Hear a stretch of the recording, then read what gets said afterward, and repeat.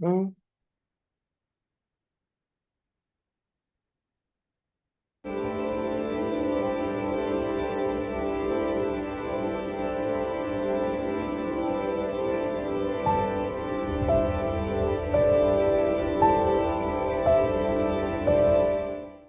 What if I were to suggest that you play a key role in the awakening world?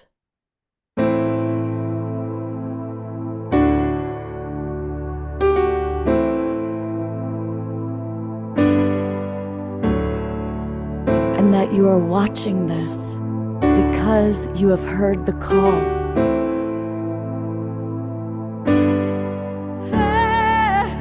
We can start right now by opening our hearts and minds.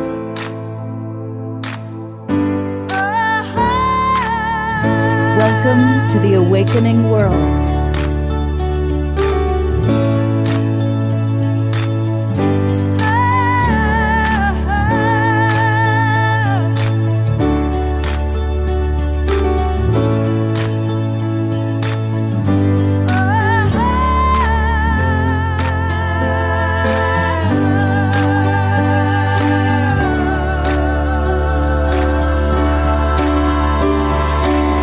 We come from the same source, a powerful love force. We're coming together, stronger than ever, not divided. We come from the same source, a powerful love force. We're coming together, hear the call, you are invited. We come from the same source, a powerful love force.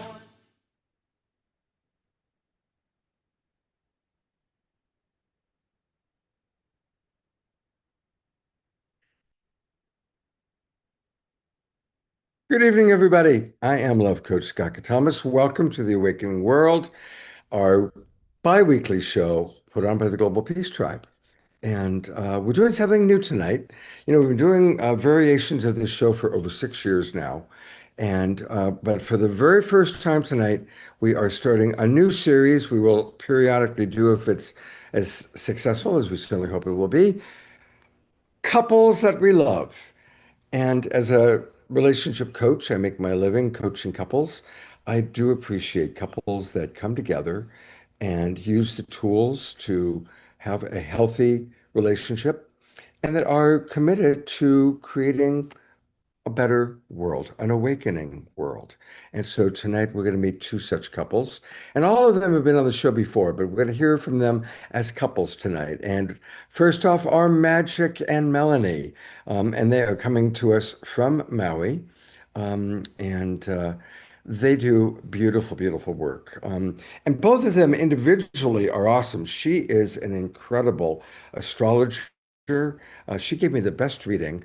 And Magic is someone I've known for years. I've worked with him, did a retreat with him in Mount Shasta. And then seeing them come together, both as man and wife, they are now married, and also as a couple doing great work is really exciting. And our other couple that we love are Darren and Karina. I've known Karina a long time. And so it's so wonderful to see her with Darren. Darren first came into my world through Soul Search. Karina, I've known, and then they got together as a couple as well. So we're going to learn about both of these couples' histories with each other. Magic and Melanie. Whoop, whoop.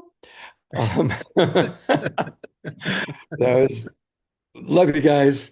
Magic and Maggie are going to do a special journey type of experience for us, which is going to help us to get a taste of what they provide in their retreats. So we've got a fun show planned. And of course, we're going to have prayer time with Diara, and if she shows up with Desiree.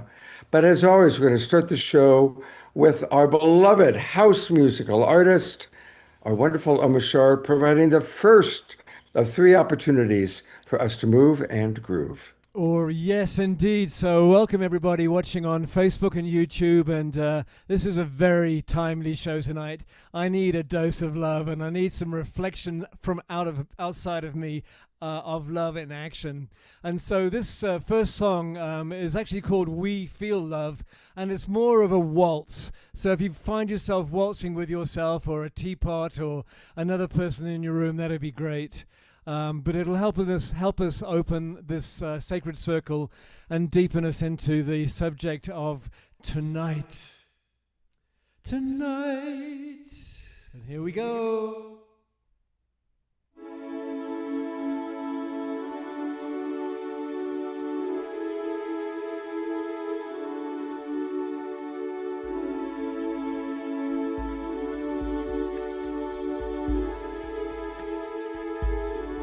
You may sway.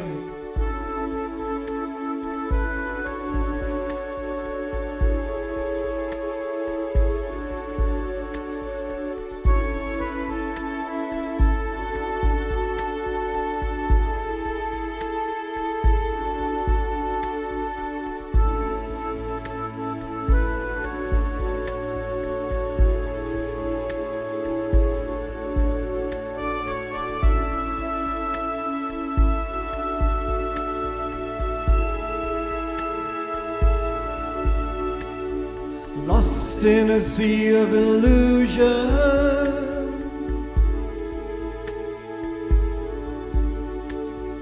feeling so alone.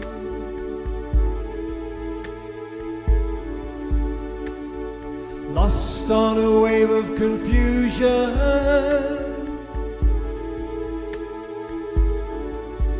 where do we turn?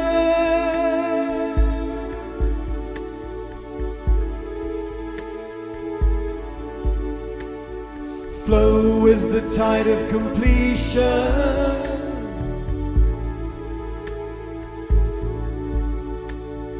Know the reason why.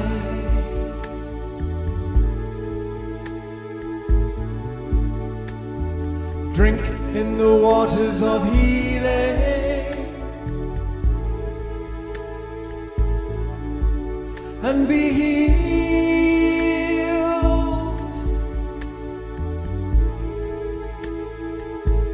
We're coming home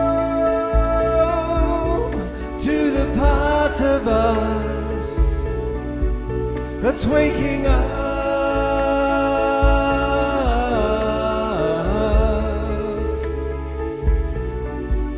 and we know deep inside of us we've got a friend.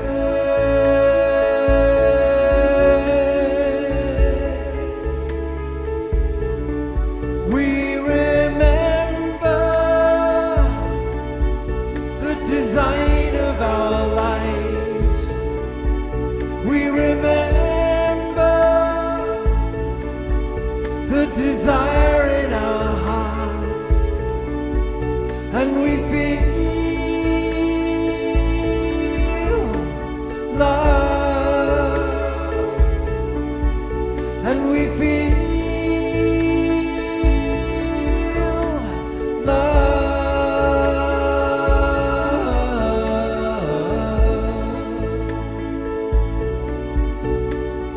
George. Dive into the depths of your being.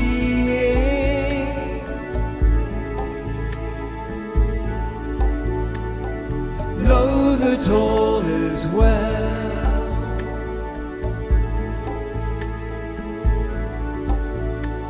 And dive into the deepest ocean and see the truth.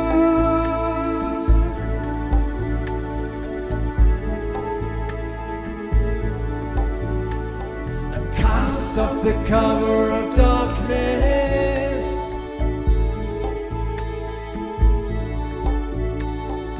free yourself from fear.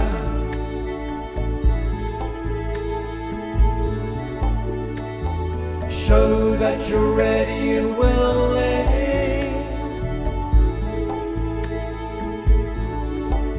to make the change.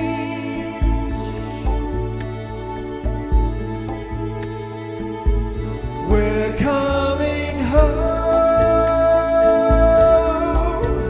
to the part of us that's waking up.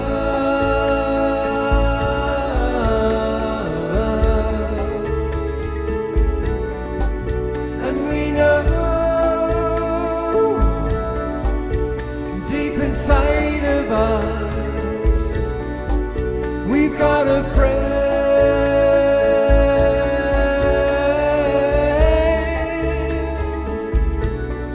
We remember the design of our lives. We remember the desire in our hearts, and we feel love,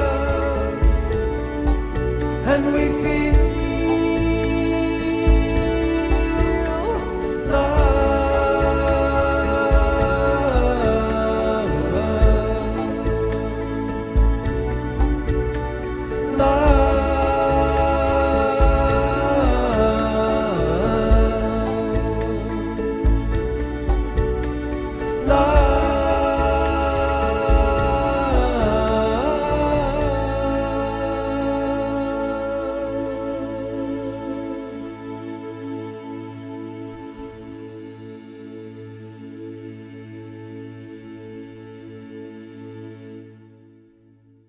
Mm.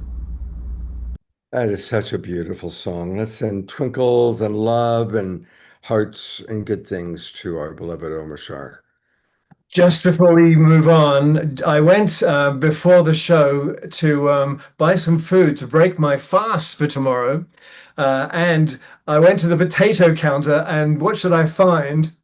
Oh, that's amazing. And this is like half an hour before the show. I found that I love potato. Well, we're going to have to change the title of the show to Potatoes That We Love. Potatoes that we love. So anyway, I thought that it was rather amusing, and basically, everything is in synchronicity. The whole universe is watching everything, and so I take that as a sign. Thank you. That's awesome. Thank you. I love that.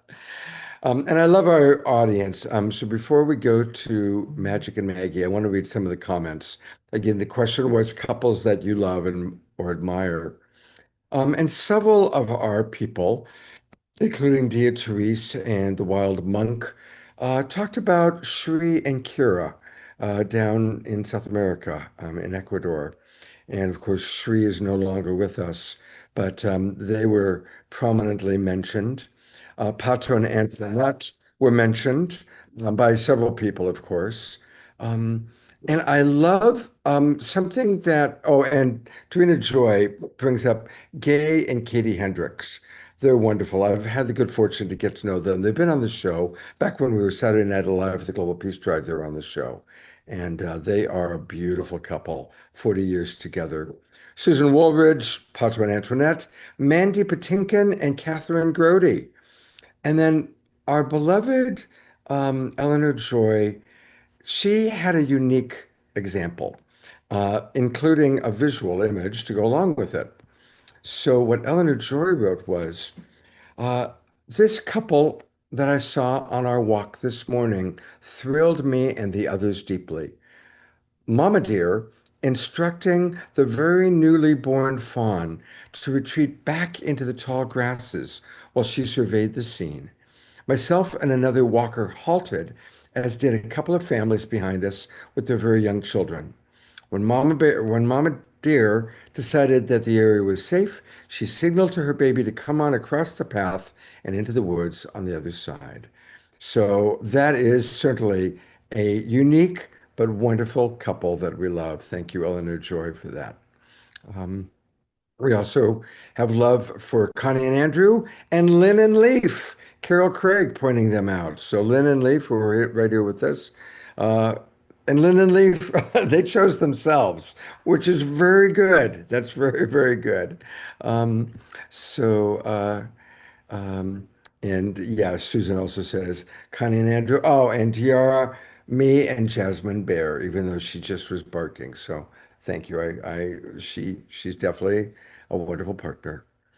But now we're going to get to a human couple, and I am going to bring up my friends, Magic and Maggie. And, I'm kind of a snob when it comes to getting astrology readings. I've been in this field for a long, long time. Way back in the mid 90s, I was hiring astrologers and psychics for the shows that I was working on, the TV shows. So I'm a snob. I don't even really get readings from that many people. But there are two people that are extraordinary astrologers, Raquel Spring, who's been on the show before, and Maggie. And my astrology reading with Maggie recently was so on target. I've listened to it twice. So I strongly encourage if anybody wants to have a very loving reading that's inspiring and informational and just filled with love, Maggie is your gal. Um, and Magic is someone I've known for many, many years. And I did a retreat with him in Mount Shasta. And what I remember the most about that was he helped me to have a deeper understanding of my connection to nature. I remember there was a unique little insect that landed on me, and Magic just turned it into a whole shamanic journey of my relationship with this little unique insect. So he's also a beautiful man. So of course they've come together as a couple, and together they lead sacred voyages and retreats. And we'll learn a little bit more about that a little bit down the line. But I've done enough talking. I want to turn it over to the two of you. Welcome back to the Awakening World. You've both been on individually, but it's beautiful to have you on together as a couple today and initiating our Couples That We Love series. Thank you, Scott. So good to be here. Yeah. In fact, you mentioned Gay and Katie Hendricks. Is that their names? Gay and Yes, Katie, yes, right? yeah. As They one of both the were couples. conscious loving. I think the first Awakening World I went on that I was on and they were on as well at the same time. Oh, right. Okay. Beautiful couple. So today, Maggie and I wanted to talk to the audience, to you, to everyone about oneness. Oneness is a really interesting word and an interesting experience that I notice is around in spiritual circles these days. People talk about oneness and wanting to experience it, and some people have experienced it. And really, oneness is how Maggie and I came together. It's actually how we became a couple in many ways. I think that during this talk, we're going to present how that happens through oneness and the power of oneness, both on the level of how to resolve anything in your psychology or in your emotional or mental fields that might be holding someone back from being fully themselves and actualizing what they came here on the planet to actualize. But also, and I call that the horizontal level, the human level, but also on the vertical level in terms of connecting with God and spirit, which is how we often think about oneness. There's two different sort of aspects of oneness, interestingly, like this sort of infinite thing that seemingly is not dividable because it's one, can be divided and thought about as different parts, as the vertical and the horizontal. It's a paradox. My early experience with oneness when I was in my 20s, I was in a meditation school, and it was an esoteric school where we did a lot of running light through the body and sacred geometry, and we were attempting to connect with God in very, very deep levels. And I had these incredible experiences in which I felt that I was just light and God, and I felt like I was one with God. And the truth is, I was on a certain level. But another truth is that what I was actually experiencing in those moments could be looked at as halfness, not oneness. Because what I was one with was all the positive aspects of light and God, the good feelings, the bliss and the joy and all of that. And to me, that was oneness, and it was fantastic. But if you had asked me if I included my sadness or my fears or my doubts or things that weren't working in my life in that, I would not have included that. But that's what oneness actually is. It's the inclusion of all that is. It's actually being one with everything. And what we've learned is that it's not something, a lot of people think of it as, oh, I need to, or I'd like to be one with things outside of myself, with other people, with the world, so that we can all be at peace. And yes, we all want that. But actually, the doorway to that is inside. The doorway to that is to become one with yourself, to become one with every part of you. The parts that you love, the parts that you like, the parts that you don't like, maybe the parts that you hate. This is how we integrate and we become whole within ourselves, is by loving and being with each and every part of us. And so tonight, we don't want to just talk about this, because it's easy to talk about these things on an intellectual level, and a lot of us can get it and resonate with it and want it at that level. But what Maggie and I are about, and on our retreats and in our work together, is how do you actually put this into practice in a real, visceral, tangible way? And so we want to take the audience through a meditation at the end tonight of our time, in which we can all have our own experience of what we're talking about when we become one with ourselves. Because when we become one with ourselves, then that's the pathway to actually experience oneness with all that is, because we actually are all that is. We are everything. There's no separation between me and you and anyone else. All of the separation that I experience is illusory at one level, and also it comes at the level of me being in the mind, which separates everything into different parts. When I start to go into oneness with myself, that dissolves. And I start moving into this multidimensional place of the infinite and all that is. So I'm going to talk a little more about that, about the horizontal and the vertical, share a little bit of some stories about it so it can come to life. And then we're going to take you through a meditation. But before I do that, Maggie's going to talk a little bit about the astrology right now and how it's ripe with the opportunities for oneness and is oneness. Yeah, it's really inspiring. It's such an incredibly inspiring time. And what I hope to do is to transmit inspiration about the infinite loving universe supporting us coming into more oneness in these years. Like we've moved into a certain cycles that are helping us call back the fragmented pieces of our soul and the parts of ourselves that live in shadow, the parts of ourselves that live in unconsciousness, that have us acting, behaving, believing, thinking outside of the alignment of the love that we are. And the universe is so loving and so just absolutely supportive, especially in these moments of bringing us what we need to move into more wholeness and oneness in ourselves. And when we reach more wholeness or oneness in ourselves, we reach more wholeness and oneness together in our relationships, our personal relationships, our friendships, our community relationships, and collectively as a whole. We're going through a massive collective evolution of consciousness right now. And I'm sure all of you can feel that and are experiencing that. And you know, you're here at the Awakening World, and you're very much the pioneer consciousness of this world. And I could go further back than the last couple years as far as how the energy has been supporting us, but I only have about 10 minutes to share with you guys, so I'm going to try to rein myself in as astrologically. And really, one of the markers in time was 2018 when Chiron went into Aries.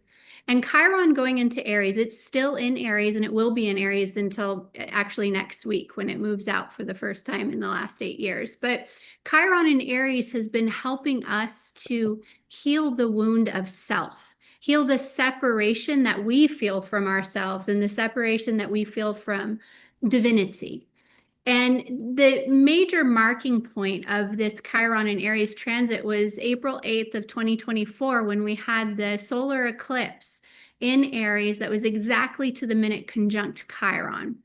And that was this marker of time, of this deep healing of that perceived separation that we feel when we come into a body. Because when we incarnate into a human body, all of a sudden there's this perceived separation from everything. We are now in this human body and we're separate from God, we're separate from all that is, from each other. And that's a perceived separation, right? It's so paradoxical to talk about our divinity and our humanity, because we're both. We're both very human and very solid here in this material plane. And we're also one with all that is at the same time. And what is happening right now energetically is that we're learning how to fully be both, how to fully embody our divinity and our humanity at once. Love, honor, and respect all aspects of ourselves. It's not about leaving the body or the human experience any longer. It's about bringing that divinity into the egoic experience. And what I like to call divinitizing our ego, right? It's not about losing our ego. It's about aligning our ego with our higher self and our source, our soul, what our soul really came here to do. So that eclipse back in 2024 was a major marking point. And then we built up to this year. In February of this year, we had the Saturn-Neptune conjunction at 0 degrees of Aries. We have not had anything like that in over 6,000 years. So that was an incredible marker of time. And what that was the consciousness of as above, so below. That is, Saturn is the planet of our soul's higher responsibility, and Neptune is our source consciousness. And at 0 degrees of Aries, that's the beginning of everything. That's 0 point energy. So we've moved into this cycle where we're asked by spirit, by source, by the universe, to really bring our divinity into our human experience. And then we had all of these outer planets move signs, and they're all in supportive angles to one another. So these have been major. The type of energy that we're feeling is energy that we haven't felt as a human species in known history. I can't go back past 10,000 years, but in known history, we haven't seen anything like what we're experiencing right now. And this brings me to May. In May, we had Uranus conjunct the asteroid Sedna. Sedna has a 11,000-year orbit. So this is massively powerful. Sedna hasn't been where it is right now in 11,000 years. And Sedna represents this kind of fragmentation of the soul that happens. So I don't want to go through the whole mythology. I don't want to spend the time to tell you the whole mythology of Sedna. But when Sedna, her fingers were chopped off and she descended to the bottom of the ocean, and her fingers became the sea animals. They became the whales and the orcas and the basically the food, the manna for the people. And then she descended to the bottom of the ocean and she became the goddess of the sea, of the Arctic Ocean. And the myth is a little complicated, and it's told a little bit differently depending on how you look it up.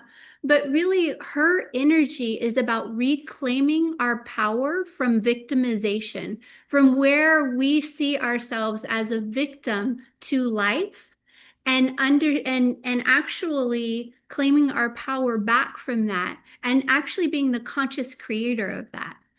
All of the energies, Uranus is the great awakener. So Uranus conjuncted Sedna and woke us up to this aspect of self, this aspect of deep unconscious separation and fragmentation that happens just from being human. Like, we all have our human stories of trauma, and our souls have deep stories of trauma throughout every single lifetime. And that is the human experience. Loss is a part of the human experience. And how do we claim our power back from that and realize that everything that has ever happened has been for us? So Uranus and Sedna in the early degrees of Gemini, conjuncting there for the first time in over 11,000 years, are having us wake up to the empowerment of rewriting and reframing the story and claiming our power as the conscious creator of our experience here and taking our power back from it. We were moving into, and now we have the Isis Osiris conjunction, which is going to happen next month in the middle of July. And Isis and Osiris are also a story of soul fragmentation. Osiris is the soul that has been fragmented, and Isis is the energy that comes back and brings it back together. And as they come into union, the consciousness allows us to come back into more union with self. So we have all of the outer planets moving into this beautiful alignment with one another, while these asteroids and planets are interacting, helping us to wake up and take our power back from the stories that kept us in separation of self, that kept us in stories of victimization. And we're asked to rewrite those stories. We're asked to be with the parts of ourselves that we felt separate from, to love them, to hold them into our hearts, and to actually reframe and shift the consciousness higher. One of the most impactful aspects that's happening is in mid-July, we have what's called a cradle aspect, and all of the outer planets. So we have Uranus in Gemini, we have Pluto in Aquarius, we have Neptune in Aries, and then Jupiter will move into Leo, and they're all going to be at 4 degrees in this really supportive aspect. And this has been talked about by mundane astrologers since the 1960s and 1950s as a rapid time of evolutionary growth, optimism for the individual and the collective, and an ability, 4 is the degree of frequency or vibration, an ability to move into frequencies of unconditional love and a greater unity consciousness individually and collectively. So there's all this energy, and I could go on for hours, but I'm not going to. There's all this energy that's supporting us in coming into our hearts, into the love that we are, and shifting our frequency for our story, for our hearts, being inspired by what we're here to do, and having the courage to follow our hearts and be the love that we are. And the love that that brings to the collective is absolutely unfathomably powerful, especially at this time. This time is just, it's so supported. So I'm so grateful that we're all here together and that we're on this journey of oneness together, because it's time. It's really, really time. Wow. Thank I mean, I you. just want to say, it is so amazing, and thank you for giving us that insight that it's been so long since we've had this kind of an astrological configuration. And DR, I'm going to read a couple comments. Susan writes that June 19th, Chiron enters Taurus, fixed Earth, deep healing, inner security, and self-worth. Is that? Yeah, Let's see yeah. you. It's going to dip its toe in Taurus, and then it'll go back to Aries and finish up. And next spring, it'll be in Taurus for the next approximately 7 years. Wow. DR writes, I've been in tears from love. I see and hear hearts melting open wide. And Susan says, thank you. You're helping me to reframe my story. So beautiful. Thank you. So that was beautiful. Thank you for that. I want to now shift gears slightly, and I want to take this discussion of oneness into a more practical, human, what are we trying to create in our lives place? Because most of us on a human level are wanting similar things. We want to be healthy. We want to be happy. We want our life to be easier. We want relationship. We want to have whatever level of financial abundance and prosperity that we've set for ourselves to be where we want to be. And these things are not separate from the conversation of oneness. In fact, oneness fits perfectly into this conversation because I've been leading retreats and teaching classes and working with people one-on-one for almost 30 years and sitting with masters and shamans and kahuna. And the thing that I've noticed in working with thousands of people during this time is that there's this thing that happens when we experience loss, when we experience hurt, when someone hurts us, especially when we're children, when someone makes fun of us on the playground, or we are, unrequited love, or we get our hearts broken, or someone dies, or we have a challenging childhood. We have parents that are challenging or drug addicted. We have trauma. All of us have these hurts, these wounds in our humanity, and they affect us. And there's two primary ways that I notice they affect us. And I'm going to use relationship as the example. So when someone has their heart broken in a relationship, what happens is that what our system, if it metabolizes it properly, it feels it. It is actually one with it, like we are ourselves. So we fully feel and experience what happened to us. And that metabolizes the experience. And we learn and grow from it. We gain wisdom and we empty out the hurt through tears and through processing and laughter or whatever's present. And then we're clear from it and we're empty from it. And it doesn't scar or wound us or hurt us in the future. But for most of us, no one taught us how to do that. So we didn't do that. So we used coping mechanisms to avoid the pain and push it away. What happens when we do that is there's two really primary parts that are kind of opposite each other that get activated. One is the part that pushes away any experience in the future that could be similar, right? It's like my heart got broke and I didn't want to feel that, so I didn't feel it. And now a part of our psyche that's unconscious is going to push away people and experiences and situations that could touch us into it again. At the same time, there's another part of us that's our evolutionary part, the part that's wanting us to wake up to our full nature, to who we really are, and to heal and grow and evolve. And it's actually attracting into us experiences that will touch the hurt again. That's why sometimes people attract the same partner in a different body over and over and over again, the same situations, the same circumstances. It's a part of them that wants them to heal what they haven't healed. So how do we resolve this? How do we heal this? It's actually through oneness. It's through being with the loss in a very intimate way, loving loss. I call it grieving, but my definition is different than the traditional one. It's unconditionally loving loss, unconditionally loving hurt.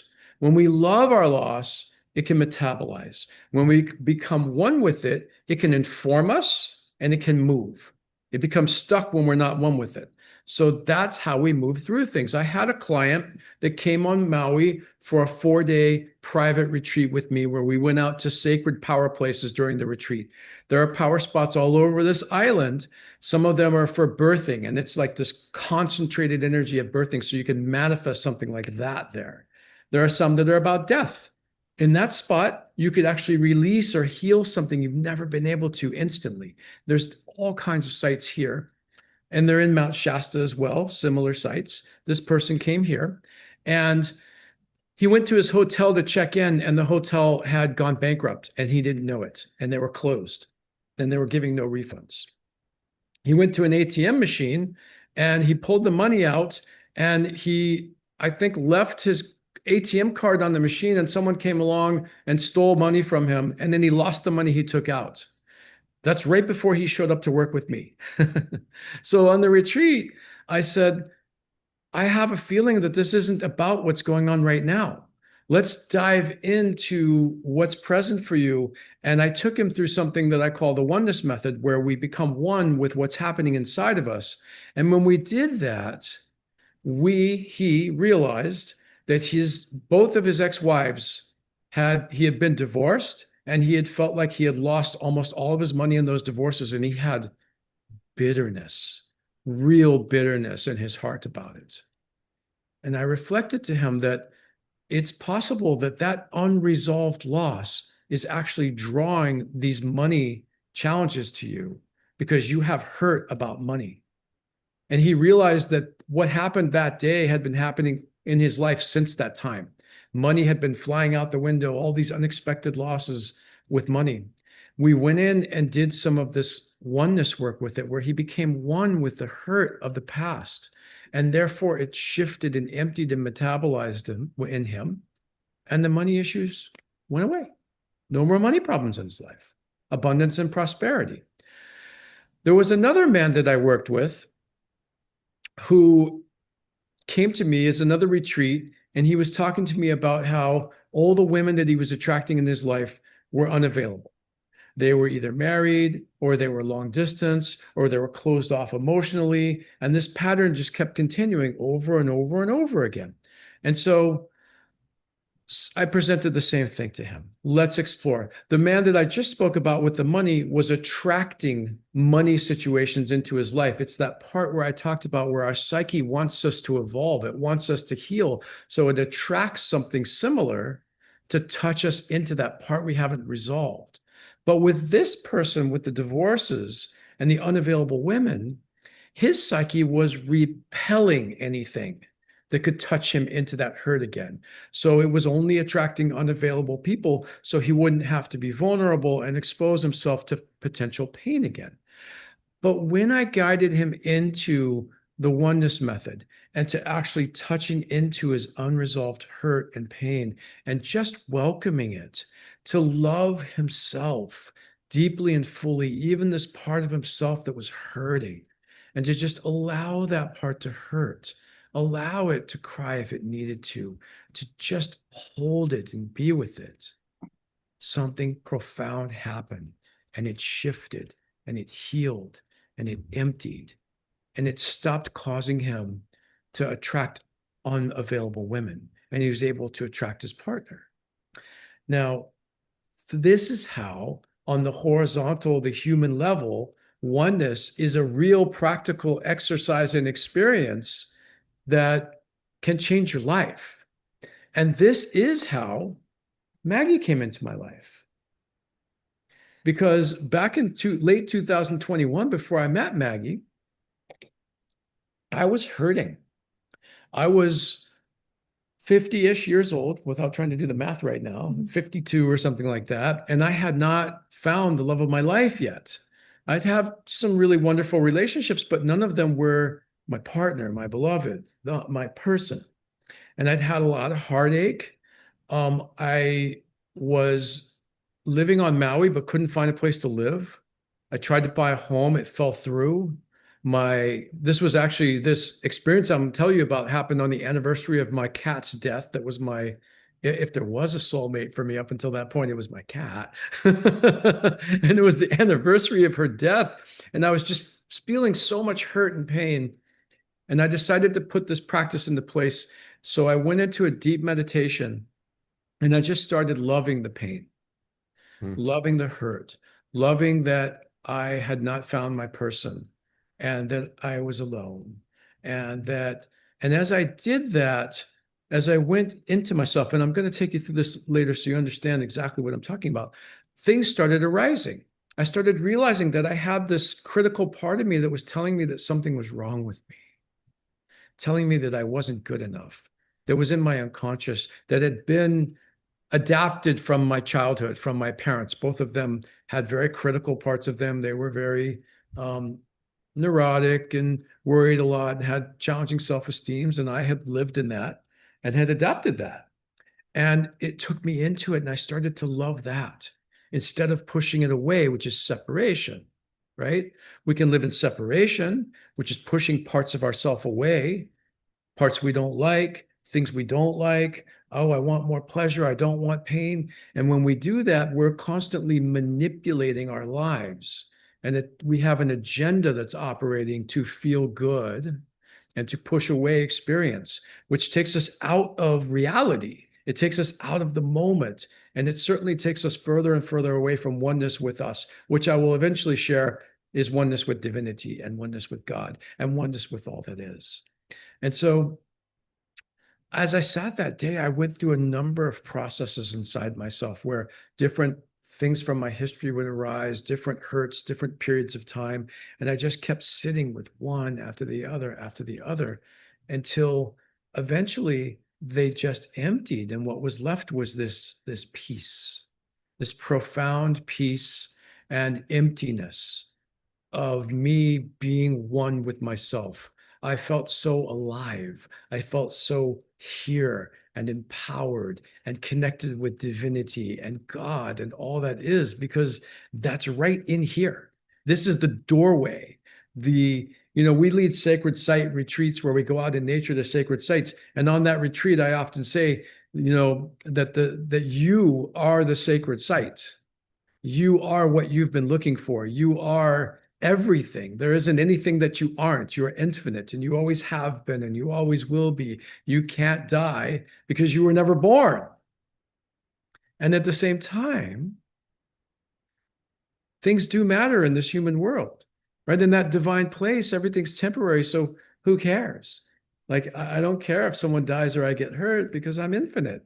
But it does matter here on earth where we've come into human form. And if people die and things hurt and I don't have my partner, it matters. And so it took me into that beautiful place of true oneness, which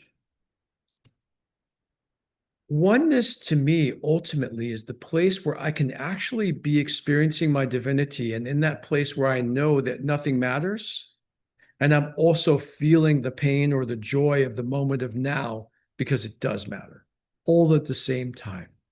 The culmination of my journey around this, or I guess there's no culmination, it's still happening, but a pivotal moment around it.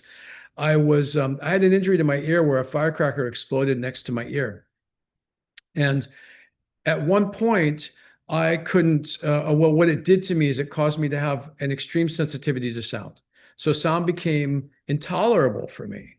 At one point, I couldn't go anywhere. I couldn't go to the beach because of the sound of the waves. I couldn't go to a waterfall because of the sound of the water. I couldn't go to a restaurant. I couldn't listen to music. I couldn't watch TV. I was basically, the only place I felt safe and wasn't in pain was at home. Otherwise, I was in fight or flight and in a lot of pain. And I had this experience where I went to on a sacred site journey for a week. And when I came out of the journey, the whole time I was in that journey, Spirit was teaching me about oneness. Everything that happened, I was being taught to surrender and just merge with whatever was occurring and to stop resisting it. And by the way, that doesn't mean that you're going to become a doormat or that you're not going to make powerful decisions. It means you're going to make even better decisions. You're going to have more authentic yeses or nos. You're going to stand in truth more, because oneness with yourself and all that is brings truth and wisdom and divine right action. And so I've been being taught surrender and oneness, and I came out of that experience, and I didn't do any drugs at this time. I haven't done a drug in many, many years, and I got inadvertently drugged, and I had to get on a plane, and it was very psychotropic, and I already had 100 times experience of what's louder for me than everyone else, and that was 100 times more than that. And I got onto this plane, and I was at a level 10 pain and a level 10 fear.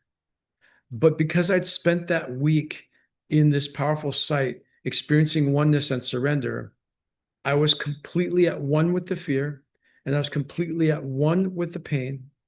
And as such, I was completely at peace. I was completely at peace, even though I was at level 10 pain and level 10 fear. That is where the horizontal and vertical meet. It's where the cross meets, that pinpoint place where one is in their infinite nature and knows that none of this matters. And really not just intellectually, but embodied in the nervous system, in our emotional body. And at the same time, it did matter. I was in pain. I was in fear. I wasn't pushing it down. I wasn't denying it. It was there. And it was interesting because occasionally I wasn't identified with any thoughts, even though thoughts would occasionally float by, because I was in that pinpoint place. But I remember a thought floated by once, like it was a thought of terror at what was happening. And I could feel if I had like contracted on that thought and stepped out of the part of this place that was divinity and more into that place, I would have freaked out. They might have had to take me off that plane in a straitjacket because it was that intense, the experience. But I stayed right there. And that experience changed me permanently. Not that I'm in that all the time now. I'm not. It's a work in progress all the time. But it created, it was like, I've experienced this now. So I can use that, right? It's like the ability to access it more and more and more and build on.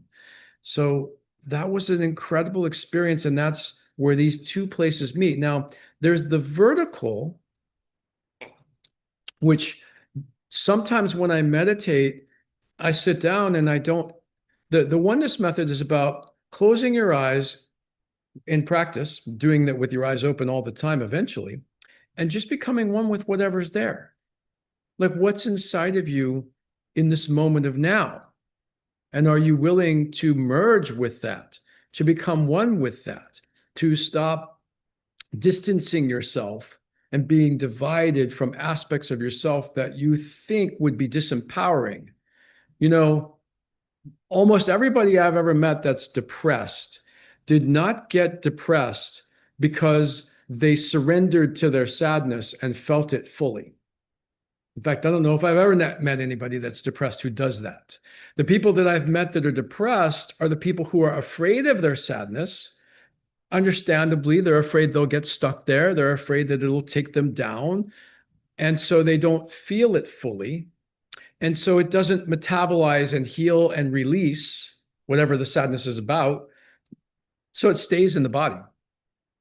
And then the next thing that happens that is a loss doesn't get metabolized and it stays in the body and it builds up and builds up and builds up and builds up until it becomes unbearable and overwhelming. And we call that depression.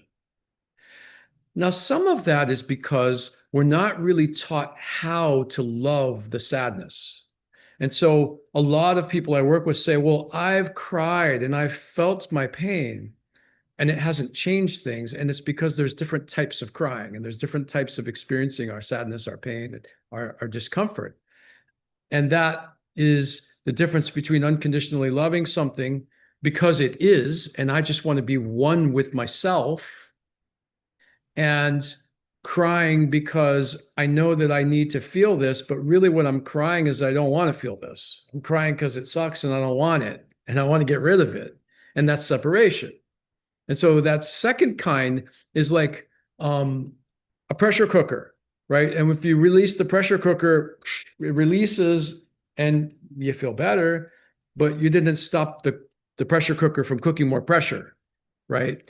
But when you unconditionally love what is, then it actually releases the thing that's causing it. Now, sometimes it goes through some layers to get to that place, but it can release the thing that is causing it, which is really what we're trying to do here. And there are profound effects from this. I had a couple that came on a retreat with me, and I didn't know why they were on retreat. They didn't tell me. At times in the past, I didn't ask. And so we were at a sacred site, and I was talking to them, and I started telling stories, just like I'm telling stories to you guys. I trained with a number of shaman and kahuna who the way that they work with people is through storytelling. They transmit frequency through storytelling to evoke change and transformation. So I was telling stories to these folks, and I told a couple, I'm just remembering, I told a couple of stories about abortion. And this woman started crying. And that's kind of how it works for me. I'm channeling, what to share. And so she starts crying, and I ask her what's present. And she said, the reason they're on this retreat is because they're trying to have a baby, and they've tried everything and they can't. And they've been spending, I forgot it was $50,000, $70,000 on in vitro fertilization, and it wasn't working.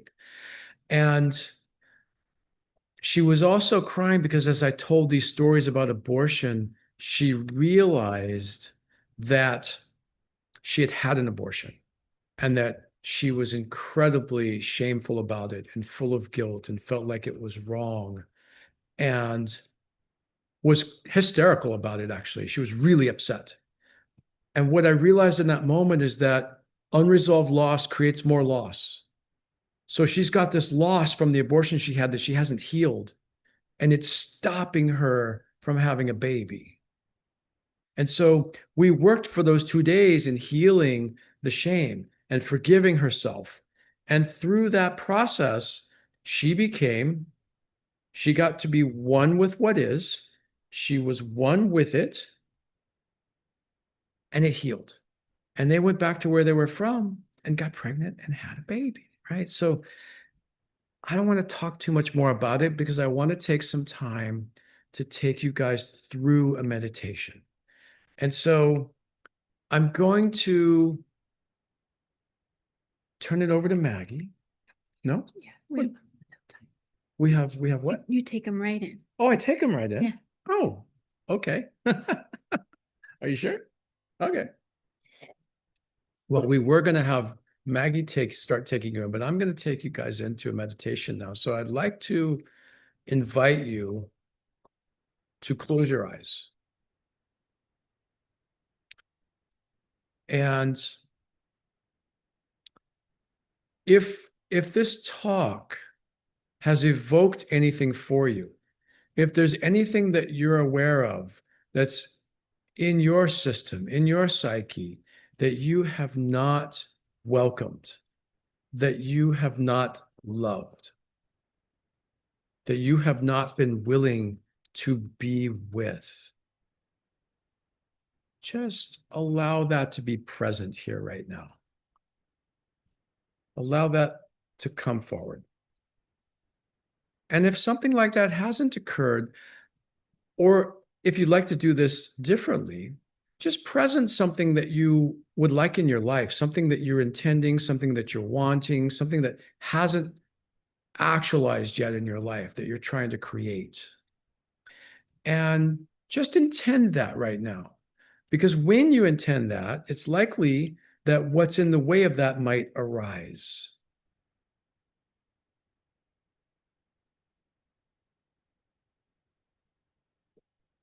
And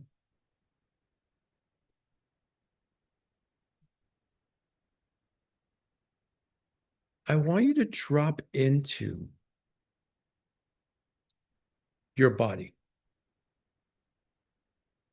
and just start scanning your body for whatever sensations are present in your body right now. When I say sensations, I mean, we can have emotions that are present and we label them as happiness or laughter or sadness or pain or fear, but they're actually sensations. They live somewhere, like they're in the heart or they're in the belly, or you feel them in your legs or on your skin.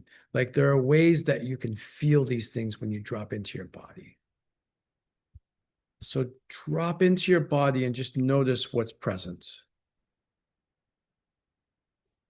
And it might also be energetic. So we have energy in our body, and you might feel some energy there. Maybe you even feel something physically.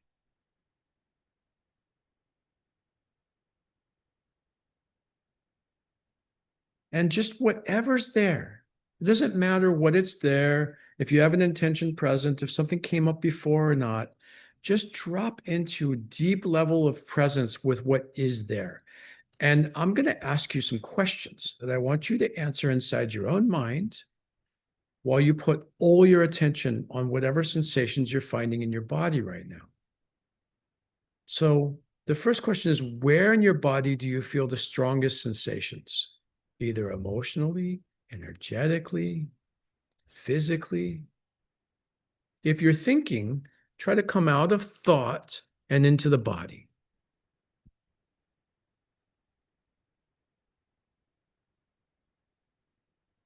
And if it's difficult for you, you can use your breath to breathe right into the place where you feel those sensations, and then just stay there after you take the in-breath in and relax with the out-breath, with your attention magnetizing fully on the sensations that are there. And notice the shape of those intentions, if they have a shape. I mean, the shape of those sensations, if they have a shape.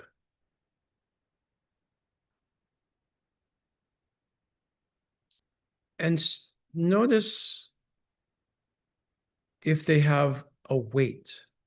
Is there a weight to these sensations?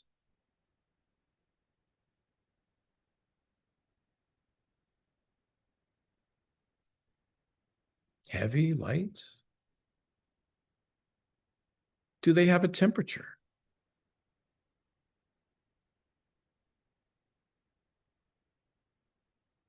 Are they moving or are they still? Is there a texture?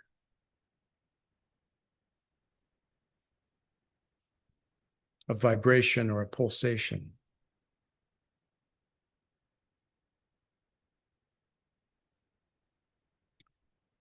Oftentimes, the sensations that we track in our body when we're doing transformational work or we're presencing something we're trying to create, or old hurt or wounds, are what I call a wound field or a trauma field, and they carry all the memories of everything we've ever experienced.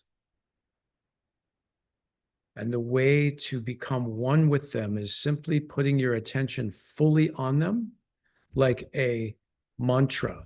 Only it's not a sound that you're focusing on, it's a body sensation. The way to become one with them is simply putting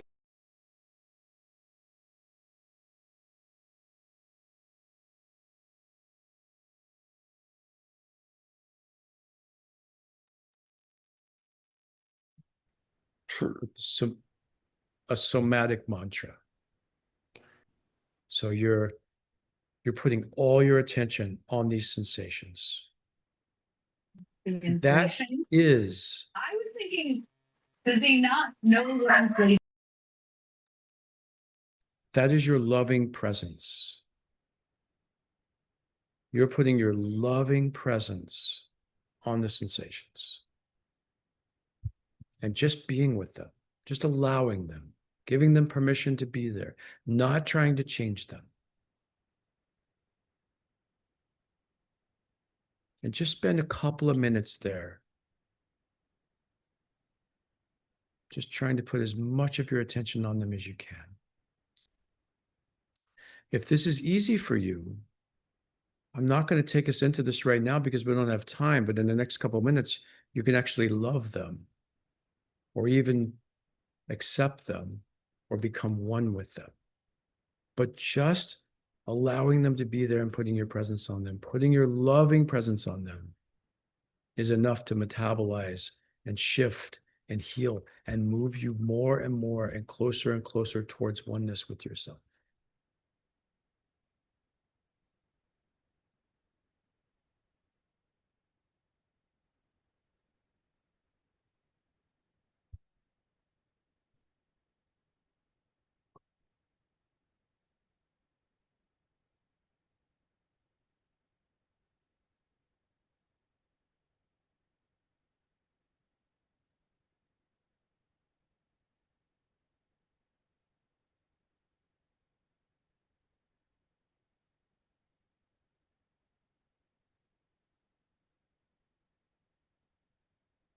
What happens if you unconditionally love whatever's present?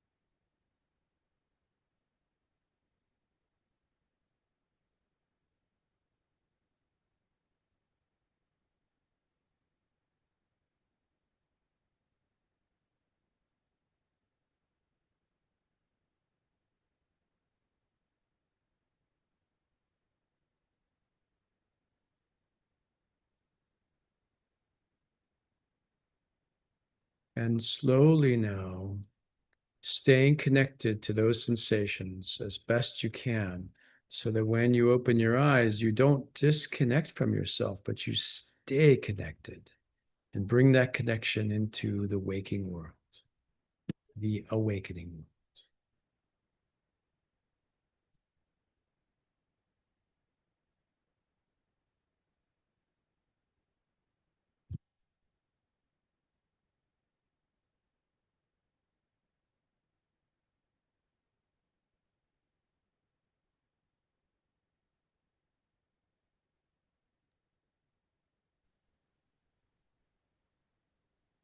I'd like to invite people to put into the chat box some of their experiences, some of what they've experienced during this beautiful, both the wisdom shared by Maggie and Magic and the actual meditation.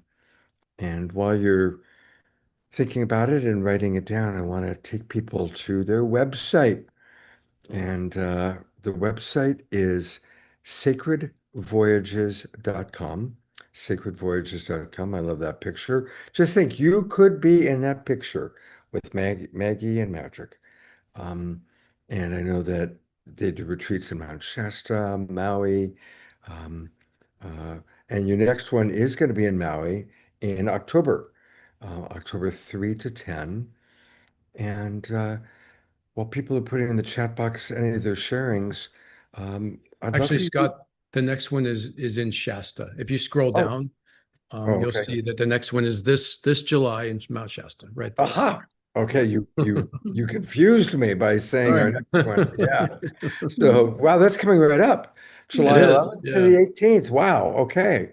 So tell our audience a little bit about if they were to come to Mount Shasta or to Maui, what might they experience? Yeah, and first, I just want to say that I ran out of time and I wanted to take people through a deeper part of that meditation. So it was beautiful. And I just want to say Yeah, that. yeah. In Mount Shasta, Maggie and I, it's a shamanic awakening retreat or shamanic adventure retreat, we call it. And basically, it's a sacred site retreat. So we create a retreat where we are amplifying a field of multidimensional reality and unconditional love so that, like the meditation that we just went through, we're all living together for a week. And during that week, we go to these sacred places, these vortexes that can effectuate and catalyze sometimes instant transformation. We have had people on these retreats who have come on hospice. They have come, we had a woman with a deformed heart who had 2 open heart surgeries, was told that she had 6 months to live. She came on our retreat and went back to her doctor, and she had a perfectly healthy heart. Just a couple of years ago, Maggie and I had a client in Mount Shasta, showed up in a wheelchair, had been in bed for 3 years, came on the retreat, and was absolutely normal after that. And it's in all categories. We had a person who was in their 30s who was a virgin and had never kissed a girl and had been wanting a family his whole life.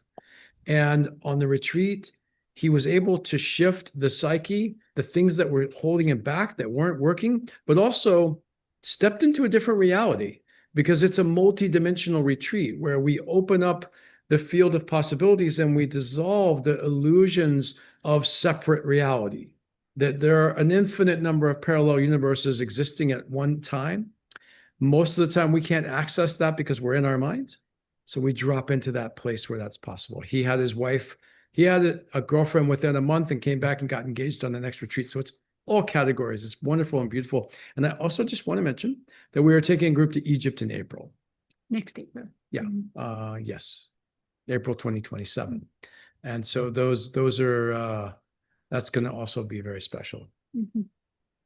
There's some lovely comments and a question. Gaia, who's also on Maui, writes, Mount Shasta is a most magical place. I've gone there to do divination on my own personal journey. Carol Craig writes, that was a lovely meditation, Magic. Thank you. Eleanor Joy writes, the pain in my arm first became sharper, but then magically disappeared towards the end. So that's very cool. Yeah. TR writes, I'm embracing my fear with love and tenderness, celebrating my vulnerability. And Carol wrote a long one. I'm not going to be able to read all of it, but about how she's spent the last 4 years learning to love her loss. Her husband had passed, and grieving and working with grief in ways similar to what you spoke of. And then the question that I see here is from Susan Bloomquist. She's writing, regarding the practice of bringing to the surface thoughts and feelings and body sensations that are uncomfortable and learning to unconditionally love this in yourself, is this better done by oneself or in community? That's a beautiful question. Mhm. And I don't know that there's a better. I think it's both. What I've learned in my practice, because I work with clients every week on the phone, I do shamanic coaching sessions, and we're doing a lot of this in those sessions, is that there's a lot of nuances to it that I couldn't get into in this short time. But when we start to love it, a lot of things can arise, including distractions and things inside of us that have us think we're not doing it, but we are doing it. And so having someone help you along, I've personally found for myself and for my clients is invaluable. Almost all my clients get stuck in different places and they're not quite sure what to do in different parts of it. And so it's beautiful. And just like meditation, like I love to meditate alone. I also love to meditate in groups. It's beautiful to meditate in groups, and there's this really awesome amplification that occurs. And, when I'm working with someone, because I'm transmitting, I'm actually doing the work with them and for them while I'm teaching them to do it, and they're doing it themselves. So there's this amplification of it that occurs that could occur when you're doing it with others as well. And so it's both. Yeah. Okay. Well, one more time, I'm going to go to your website, and a reminder that there's a lot of really beautiful information on this website. So I encourage everybody to go and, of course, register so that, Magic and Maggie have your email address. And again, it's sacredvoyages.com, Mount Shasta, Hawaii, Sedona, Egypt coming up. You also, I know, obviously, they do wonderful individual work. If you want an astrology reading, Maggie is your gal. I really encourage you to give yourself the gift of taking a sacred voyage with Magic and Maggie, either individually or together. And thank you so much for being with us tonight.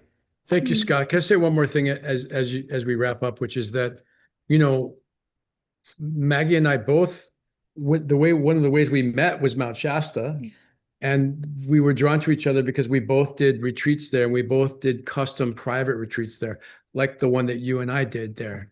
And Right. we love doing those retreats. So they're private and they're customized, and it feels so sweet when we do them together because it's what drew us together. Yeah. Yeah.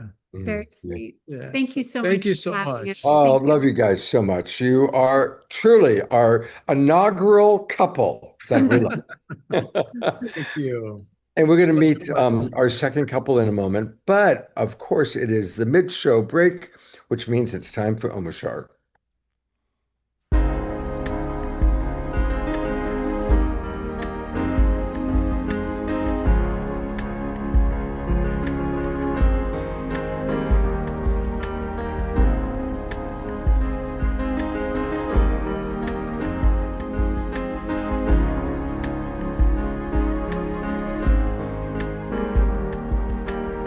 Sometimes it feels so hard to move along, saying goodbye to yesterday. Take heart, my friends, there is a new song bringing us back to our homeland. When something troubles you, just call out my name. I am the one who loves you. Be still within. Hear what I say. Give me the chance to be with you. We are one heart, one mind, one soul, working together to heal. And there are no walls between us now. It's a celebration of union. So when you're feeling down and on your own, take a look around. I am in everything. Give me your burden, walk into my arms. I will lift you up. I will hold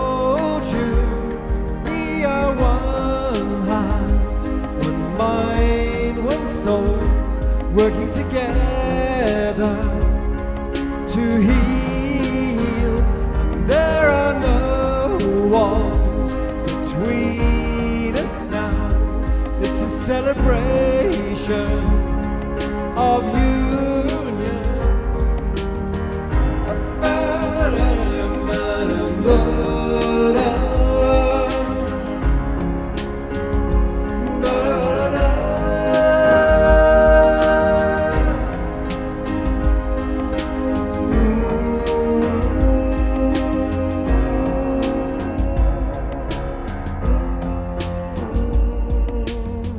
We are the ones who hear the new voice calling us home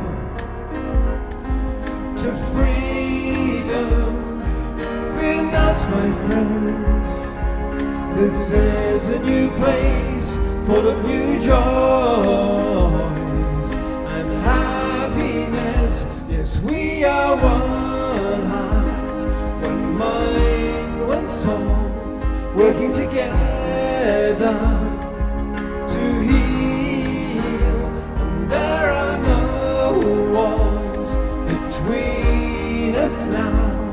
It's a celebration of union.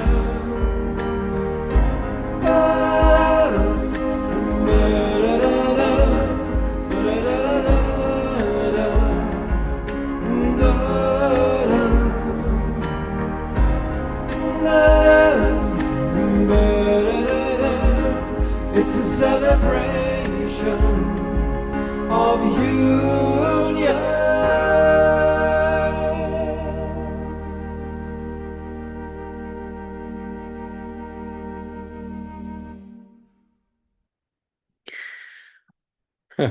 As always, such a perfect song.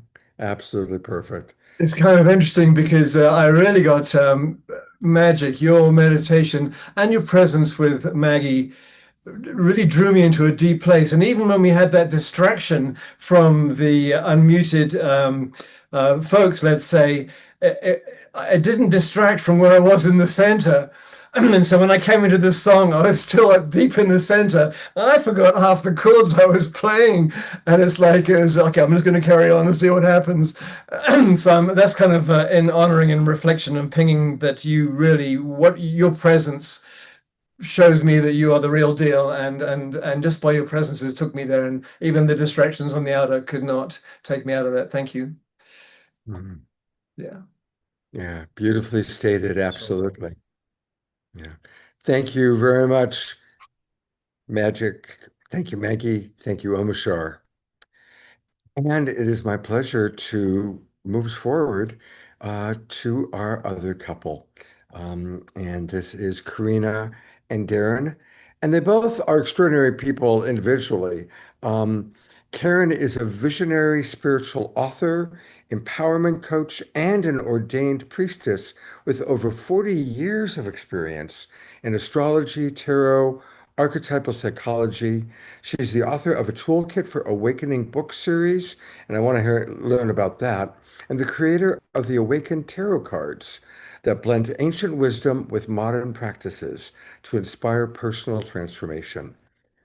As the creator of the Soul Source Radiance System, she guides individuals and groups to awaken their inner radiance and manifest lives of love, abundance, and purpose. Her holistic approach integrates shamanic and quantum healing, coaching, and creative arts. She empowers others to reclaim self-worth, elevate confidence, and embrace a co-creative partnership with the universe. And I've known her for a very long time. She's awesome. And I'm so glad that she is with an amazing man, Darren Starwin, who you've seen on the show a few times. He first came to us through Soul Search. And he is a quantum catalyst and master healer who activates holistic health professionals, healers, and meditators to awaken their consciousness as avatars so that all of us can make our most valuable contributions. He and Karina are leading community gatherings on Zoom and also locally in Marin County, which is just north of San Francisco. Darren has written 5 books, including the bestseller Awakening the Avatar Within, and he's led hundreds of workshops and trainings internationally. His newest book is Avatar Master Healer, coming out this spring. He has over 30 years of clinical experience in acupuncture, Chinese medicine, energy medicine, and quantum healing. So it's interesting in reading your bios a little bit how much you both incorporate the word awakening. And of course, it's perfect then that you are one of our premier couples that we love on the Awakening World. So welcome, and I'm going to turn it over to you to share a little bit about kind of your history of coming together as a couple and what that's been like. Would you like to have ladies first? Okay. We met late in life, as the song he wrote about me, and we were friends first for a year and a third, and he didn't see me in that way, and he's slower than I am, but I've always wanted to co-create creative relationship. It's ever, and anybody who knows me knows that. And Darren definitely has been, sometimes I call him my pusher. He has been really inspiring me to get my books out. It's easier for me to write than to promote and to come out in the world. And I do have a series of books called The Toolkit for Awakening. 8 are finished, 11 written, and I'm publishing them now. This will be my 3rd book out. I have a tarot book. I have a book on called Awaken Female Power, which was published in 1990. And I redid that book to go with this series. And now I'm publishing Awaken Magnetic Creation. And I manifested Darren by using the process. There's a process in my book that's called a terma. And what it is you just visualize through the chi field 3 different times in the past, present, future, and you bury it in the earth. And it's a very powerful process. And I drew this man into my life. So how long were you doing that term when you were intending that? It took a couple months to do it. But when we met, and we met in a kind of a speed dating in 2020, and it was the woman said, say something that will blow your partner away, and he said that I was teaching light workers and inspiring them, and I was generally blown away. And then we met for a walk, and we just became friends. And I felt in a sense that he did not see me, but it was empowering for me, because what it did was show me, he's a catalyst. And the first time I met him, all my issues, he quietly pushed every button I had. And then it was like, I felt empowered that I am, I fell in love with myself and who I was, and, what I had to offer. And it was like, this man or someone better for me, God. And what did it for me was there was a certainty that I was ready, because for years I wanted a partner, but I didn't do anything about it. I had a little dog that was very comforting, and I just didn't. But I went to one thing. I never went online, really. And I went to this speed dating, and I met him, So it's been a great journey. It's been fun. And we're transforming again, because I had this vision recently. I said, you're not seeing me. You're not really bringing me into the full co-creation that I want. We do parts things together, and in the heavens recently was this Jupiter-Venus conjunction. And these are the 2 benevolents, and they're sitting on my descendant, which is the relationship part of the chart, and then I'm on the show, and our relationship is blooming into much more co-creation. Mm. I help him lead seminars, but they're his, and I'm been like helping, but now we're co-creating more. Beautiful. I love that. And it takes time to adapt, when somebody's used to doing their own thing, it takes time to learn how to co-create. Absolutely. It's not always automatic. It takes good communication and deep understanding. What would you like to say about that, Darren? Well, before I say anything, I just want to say that I really loved what the previous couple were talking about. I just want to acknowledge you, Maggie and Magic, that you had just some really profound teachings and that touched me, and that just want to say I'm honored to be on the show with you. I just wanted to say that before. And there's a similarity. I'm an astrologer and he's Jewish. Yeah. I love that. That's really beautiful. Thank you. Yeah, thank you so much. Yeah. We're very grateful to be here with you. Yeah, we're blessed. Thank you. I'm enjoying listening to you. Yeah. And as far as talking about oneness, this is an example of it, because the two of you, expressed what you bring very clearly and transmitted it. And I feel like what we are bringing is a part of what you're bringing, and that the oneness is already there between us. Like, we're bringing a different aspect, a different transmission, but it's part of the oneness. So I just want to say that. Yeah. It's beautiful. Thank you. Yeah. But I guess I want to say, as far as, our relationship, because when we were talking about what are we going to do on this show, we're talking about, let's tell our stories to some extent, and then actually manifest our co-creation, actually bring our service to you in the new, fresh, constantly renewing way that it is. So as far as my story, from a very young age, my intense spiritual path was there. I mean, probably from the day I was born. And there's two things from a very young age that I was really aware of, that I really wanted.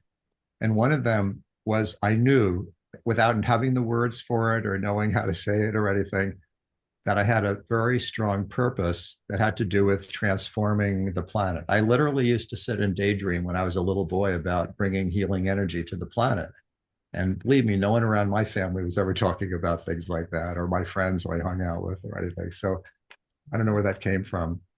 And then the other thing that I was really wanting was a partner, was someone like, I am heterosexual, so a woman who I could have some kind of relationship with that was different than anything I saw around me. So those are these two strong drives I had growing up. And yet I feel like there was so much resistance. There was so much like the weight of the world I felt I came in with. And that made it, I didn't just flow into those things, believe me. I feel like I had a lot of struggles and a lot of dark nights of the soul, and I studied with quite a few different spiritual teachers, had very profound paths in different parts of the world, like starting when I was a teenager, literally. But what I realized about that was that the reason it felt the weight of the world and I wasn't able to manifest those things when I was young is that I had taken on my ancestors' pain. And it was because I've come from a Jewish background. And I think I was so sensitive and open that I just, I heard my parents talk about the Holocaust and all the relatives we lost in, Europe. I feel like I just said, okay, I'll heal you, just a naive little soul. And I took a lot of that on, and it took me a long time to realize how to actually transmute it so I could just be myself and I feel, way more of that now. But fast forward to now, to keep this story very brief, is that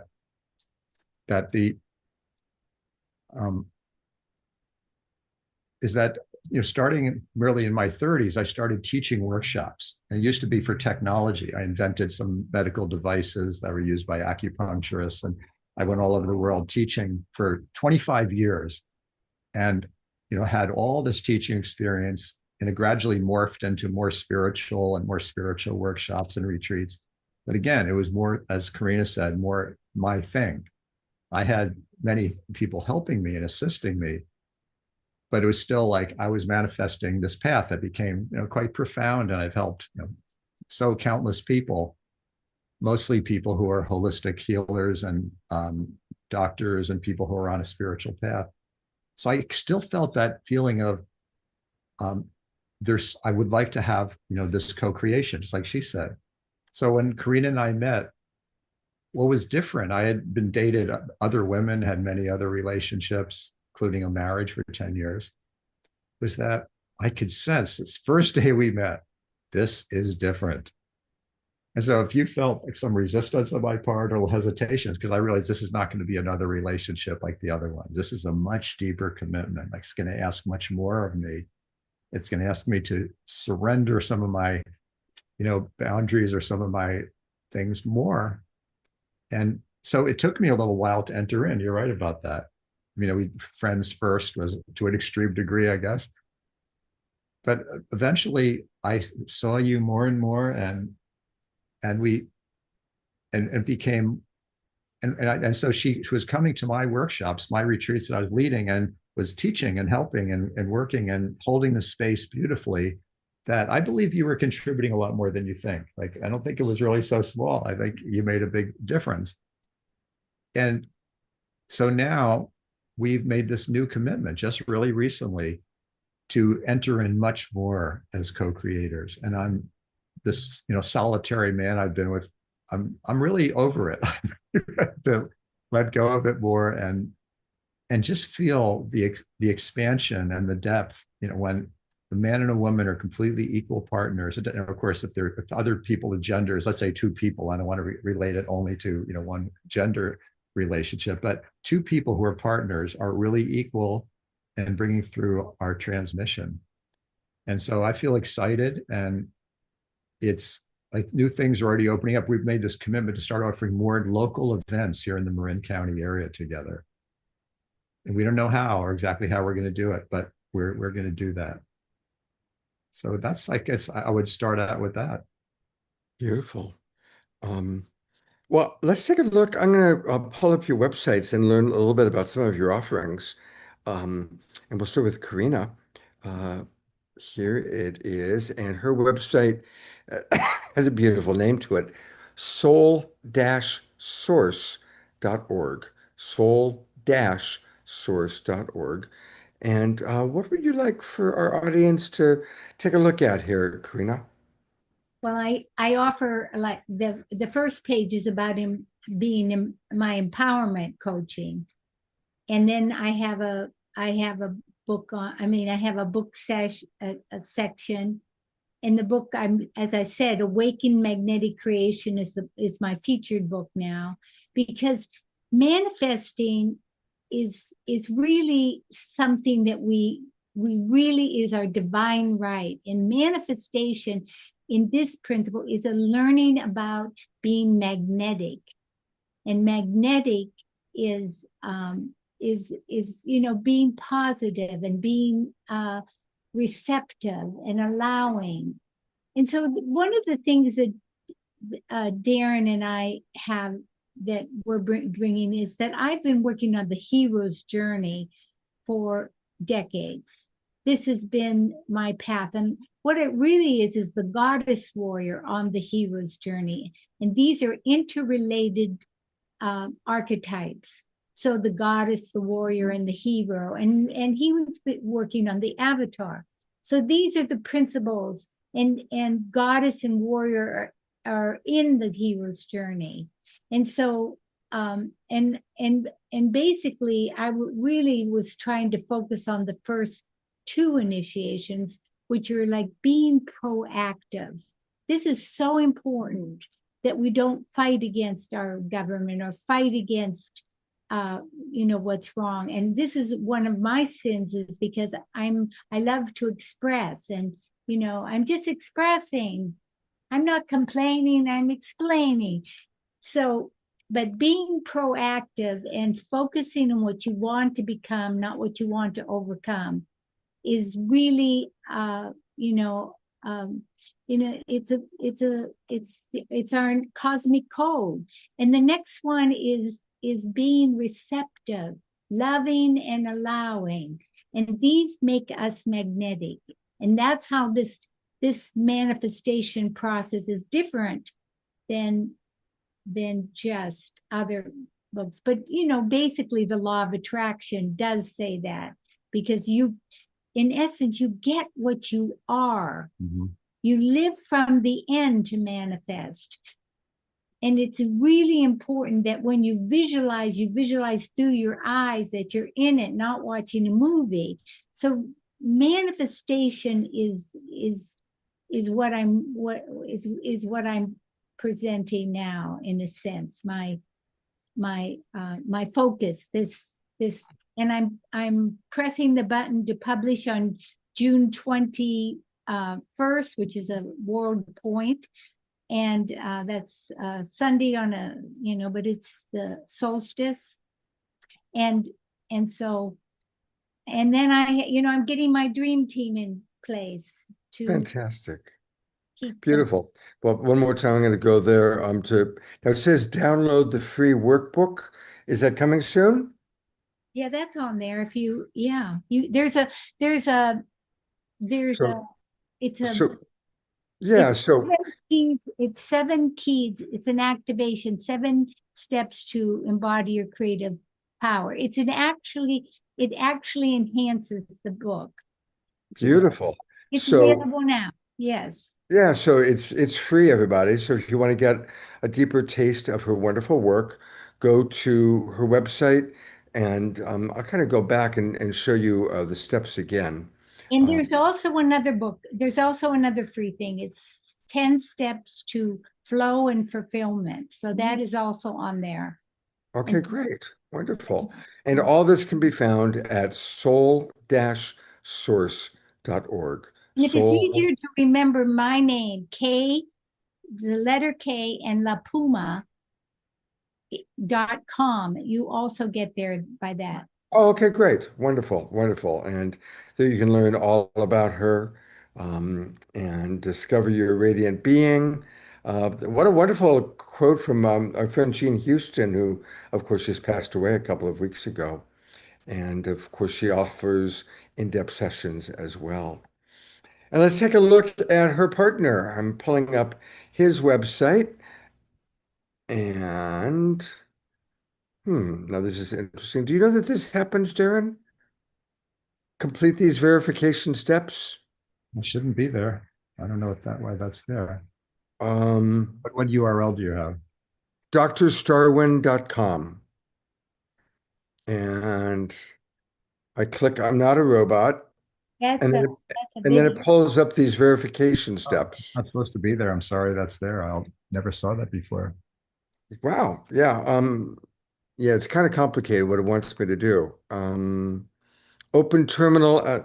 Oh, sure, I might need your help here. Open terminal application on your Mac. Oh, you Find the applications. You know what? I think we'll get back to this. It's doing something weird. You could click verify, but maybe just use a different browser or something. It's just flagged you somehow. Right. Okay. Well, Darren, maybe tell us a little bit, and I'm going to see if I use a different browser, if we have a better result. And why don't you share what you'd like our audience to know about your offerings? Okay. Yeah. Thank you. Well, our offerings are very much about awakening. Really, it's about knowing that what we actually are is very different than what our mind believes that we are. And that we're in a time right now, like on our world, where everything is accelerating so much. And so the ability to awaken is right there. The ability to just express and embody our true self is right here. And I want to invite everybody who's listening to us now who wants to experience that, to take advantage of this field and just say yes. Just say yes to embodying who you really are fully. And we talked earlier about what it means to be an avatar. An avatar is you. When you take away the doubt and the identity. So a big part of my work and Karina's work is knowing that we are something other than the identity that we are believing that we are. And so the best way to experience that is experientially. And So the things that I'll say a little bit about what I offer, and then we're going to actually lead a brief experience in this. And so every Tuesday morning, we have a quantum meditation, which is online, which is open to the public. It's at 8 a.m. Pacific time. When you go to my website, drstarwin.com, why don't you just put that in the chat? There's a button at the top about free meditation. If you just click on that, you can be on the list. So every Monday, you get an invitation to be on this live event with light workers from all over the world. And the vibration is very, very high. And it's just a way to, early in the week, to clear yourself out and to just have this experience of the oneness, of the stillness within. And then in addition to that, I lead workshops, and now we're going to be doing them together that are 4 to 5 months. And it's generally for people that want to embody quantum healing. And quantum healing is healing that comes from source, that it's in each one of us. Each one of us has this master healer inside of us. And yet it can seem inaccessible. It can seem, people who have a lot of difficult symptoms, it can seem like, how do you tap into that? And that's where the power of community is so absolutely valuable. So the thing I love more than anything else is bringing groups of people together in what I call the quantum field. And the quantum field is not the thoughts about it. It's not a description about it. It's not techniques. It's the field that we're in right now. And so how much time do we have left, Scott? We'd like to make sure we can do this experience before Can you say 10 minutes? Is that about right? Okay. Well, anyway, I'm going to put on a little music. And Karina, why don't you open the sacred space for... Okay. So we both took a shaman course together, 6 months, and it was fabulous. So we always start everything with sacred space. So you put your hands to your heart, and you bring your hands up to the ninth chakra, seventh, eighth chakra. And you feel the chi between your hands. And then you just bring your hands together with your fingertips. And then you open the space, like filling yourself with a cocoon and giving some to the earth. And now we want to do it again. Bring your hands to your heart. Just open up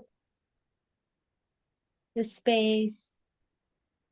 And now bring it to everyone on the call here. Bring the energy to everyone and bring it down into the earth. And it's important to remember to close it once you begin. I've already called it the directions. And so we've asked for the help of the archetypes that are in the directions. So take a deep breath and just feel the music as you slow down.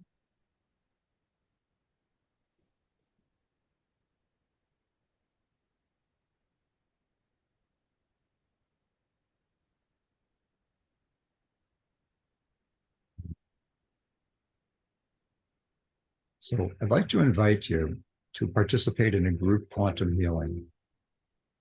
So if there's anything that you're aware of that's a symptom for you, like a pain in your body or a feeling of fatigue or some emotional imbalance you're going through, you can just simply notice what it is. And you're welcome to put it in the chat if you'd like, because that can be fun to see what the before and after is. And also to notice on a scale of 1 to 10, say 10 being extremely bad and 1 being almost nothing, like what that symptom is. Now, if you're feeling no symptom and you're just feeling good, you could just request a blessing. You could just request to just be given more love and more energy.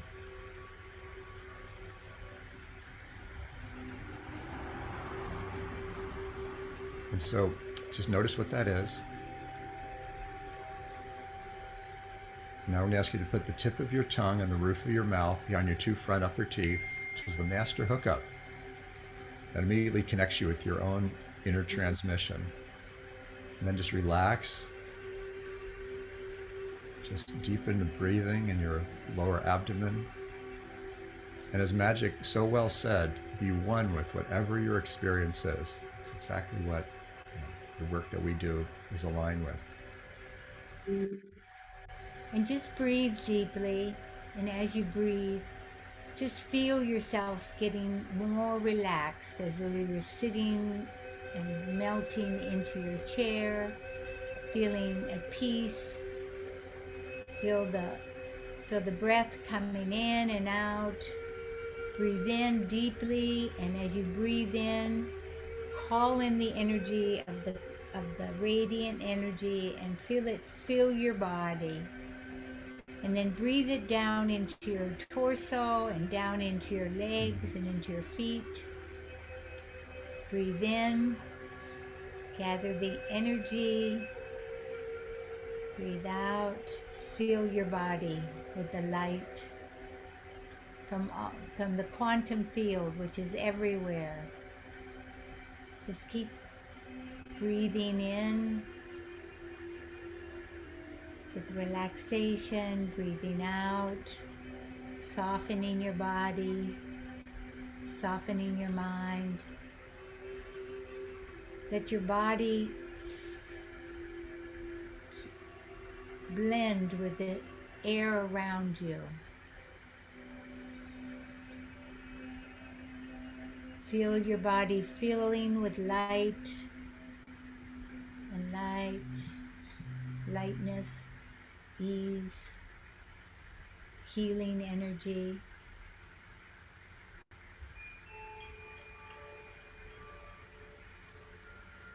And so within your breath, when you breathe in, silently say the word I, which is the sound of the in-breath anyway.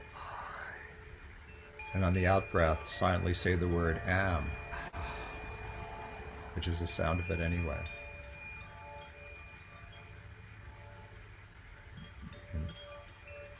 And just simply let your pure awareness be on the part of your body or psyche or emotions that you identified before. Release any sense of judgment, any sense of trying to change anything. Know that we are in this quantum field that has unlimited potentiality. That's a miracle field. And all it takes is to relax and say yes. And just breathe into the part of you that could use healing. And if you just want to just luxuriate in the energy, just breathe all through you. Now realize that your physical body is a focal point of a radiant energy field that's much bigger than your physical body. If you stretched your arms all the way out to the left and right, that would be the approximate width of it. Of course, it's a cocoon all around you. So if there's anything that you have been seeking healing for quite a while, that's maybe been a little elusive, it's encoded in that energy field. So you can just simply intend, I am allowing this quantum field of love and transformation to transform that imprint in my radiant field. It's like removing a buggy program from a hard drive. And just bring the energy of the cosmos and this radiant light that's all around you and in you and flowing to the place inside your body that needs love, needs attention. And if it's your whole body, let it be. Just feel your body. And you can bring your hands to that place. And just call in, receive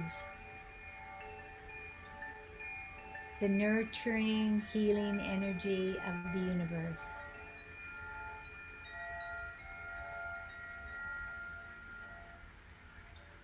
Now, to complete this process, we are in quantum entanglement with all life, with the universe and however many universes there are. So just sense this field of love, of coherence that we are.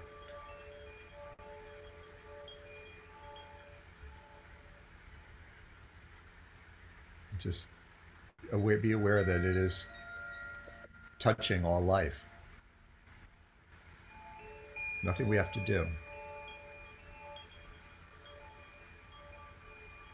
We're joining with all the other light workers of pure heart all over this world, and the indigenous earth keepers, ascended masters, many, many beings of light who are helping our planet through this transition in this moment. And we're sending this energy to all the screens, and even the names or the pictures, just sending them. This vibration is very strong right now with us. Thank you. Everybody here is contributing your beautiful transmission, whether you do anything or not. So just open to receive. And we want to say, if anyone notices anything different in the symptom that you identified earlier, we welcome you to put that in the chat, whatever has changed for you.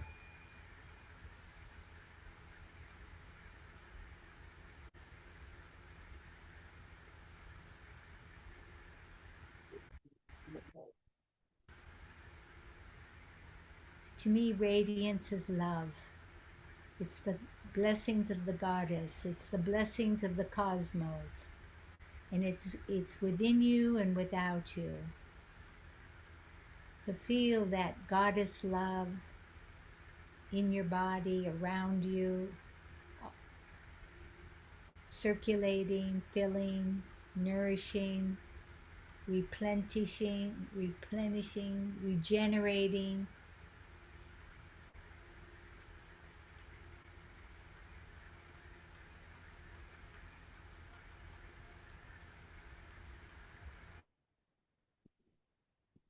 And know they're already in the new earth. That the news and what's going on in the outside world is a certain reality, but it's a certain experience that's available. But the new earth is already here, and we are welcome to live in the new earth right now, and to embody that and to radiate it to others so they can realize they can live in the new earth. There's a bumper sticker from the 1960s. What if they gave a war and nobody came? And that's the quantum way. Quantum means the past, the present, and the future are one. They're all happening simultaneous. So feel the energy of the past, present, and future all in you. Yeah.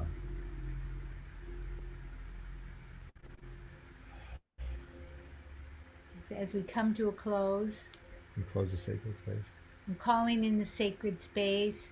So gather all the energy around you. You can do it too. And take it in and fill all your chakras with this beautiful radiant energy that we stimulated and that is in the quantum field.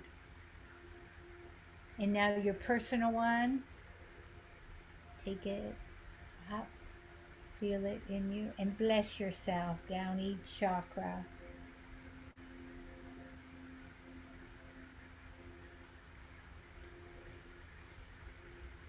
Thank you.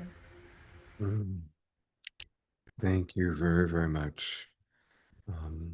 And again, I'd love if anybody wants to put comments into the chat box, I'll read some of them.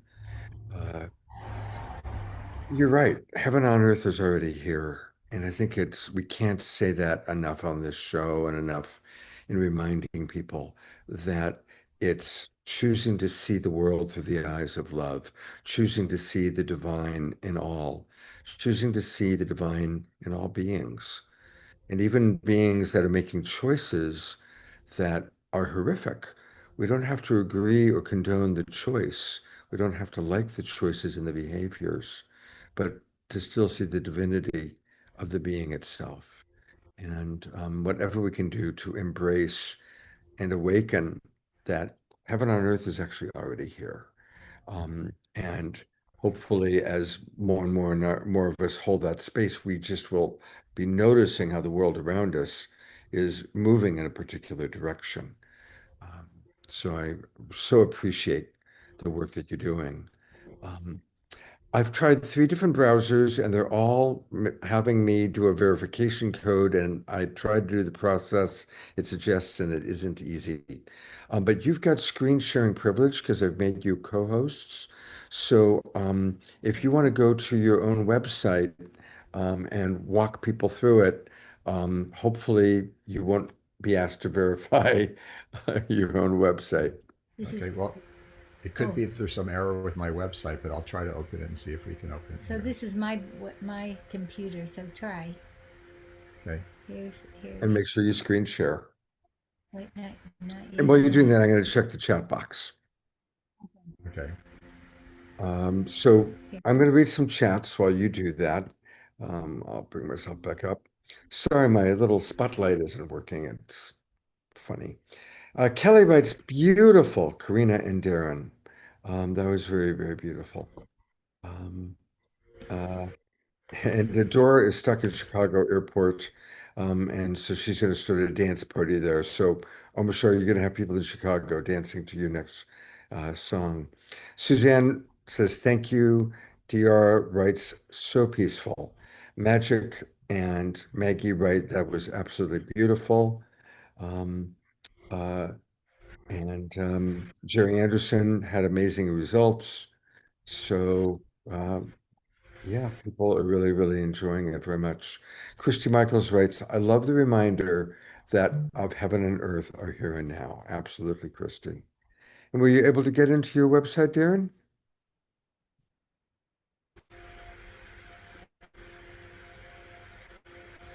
Okay, I don't think we're going to be able to show my website. There must be some issue with it right now. I'm Oh, sorry okay. about that. All right. Yeah. Here it is. Well, I will send out when I send out the recording, and I'll also put the website into our. When you go to the recording, it'll have like you can read the content, and I'll highlight his. Yeah. It also appears, yeah, that you guys are freezing up. So let's all do some twinkles then. Let's send love and appreciation to Karina and Darren and Maximum Grace for their website and, Yeah, we can use it. and their wonderful work. And I'm going to turn it over to our beloved Diara for prayer time. Taking this beautiful, peaceful energy, ripe with possibility, taking the magic of magic, bringing matter in with the mystical, and creating the divine human that we are. May our walk on this earth become more smooth, more peaceful, more joyous, and may obstacles melt away. And bringing that in deep inside our bodies now, continuing that process. And focusing on our beautiful hearts, our hearts that are opening, hearts that are trusting, loving, kind. And while we're feeling that, we also allow room for any beautiful grief for love lost. And embracing that, making more room for love to come in, to be found. Honoring the sanctity of these beautiful couples here tonight. Embracing the divine feminine masculine that exists in all of us and coming together in holy union, in conscious equal partnership, in strength combined, while celebrating the individuals within each relationship. And as we breathe that in, we send that out so that others may continue to learn, to receive, to expand. And as always in our room, we create more room for us to hold it all, to experience it all. And while that beauty continues to flow in and out, we also take all of our power and our love to send to those who request, require, and are open to receive more of that now. Sending love to our beautiful Scotty Satori for healing. Sending love to Adora for a safe ride home. Sending love to those who don't show the pain, don't show the need for love, for healing. And while we're sending this out in our minds and hearts to all those that we're thinking of, again, let's just send beautiful healing light to Scotty for physical healing,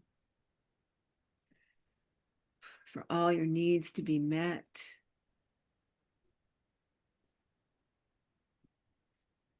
Feeling the pulse of life coming in to you now. And we can feel it coming through ourselves, receiving that beauty, divine beauty of life and love and health and healing. Just letting that power expand, expand, expand, as if we're wiping all the tears and filling them, becoming cups of joy. And as we walk through these tender times, we know we walk together.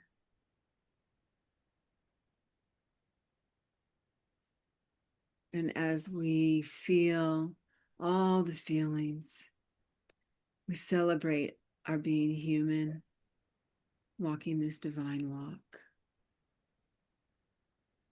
Maximum grace, maximum joy, maximum love. And so it is. Thank you, dear. I'm going to go to gallery view and let's just all take a minute of silence, sending extra love to Scotty and to anyone else that we want to bring into our prayer circle.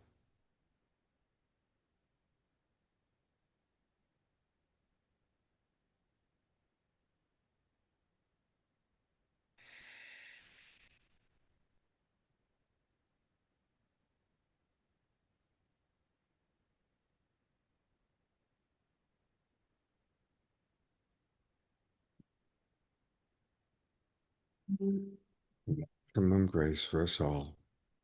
Thank you, beautiful Global Peace Tribe. And we're going to close with our final Om Shar song.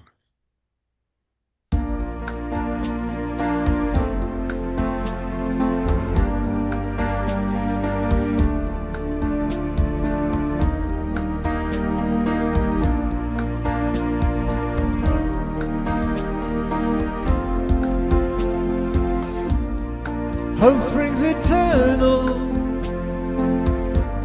in this heart of mine, learning surrender, learning to fly, knowing you're with me, my invisible friend, loving me onwards, calling me out of myself. Here I go again, trusting in life. All of the tears I've cried, clearing the way. All that's been said and done is turning to dust. Now that I'm here again, I will sing praises to the maker of my life.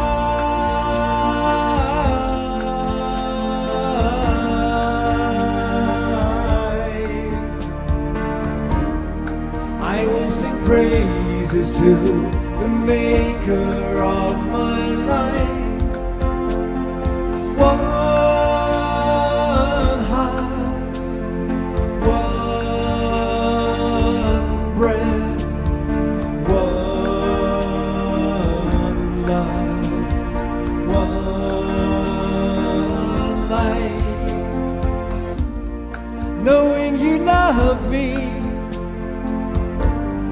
That we're divine. My heart is open, my heart is thine. I give my life to you. Your hands in this world, open and flowing, calling me out of myself. Here I go again, trusting in life. All of the tears I've cried, clearing the way. All that's been said and done is turning to dust. And now that I'm here again, I will sing praises to the maker of my life.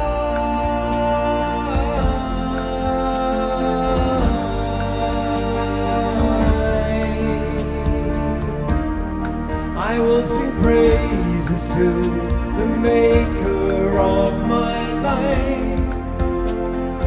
One heart, one breath, one love, one life.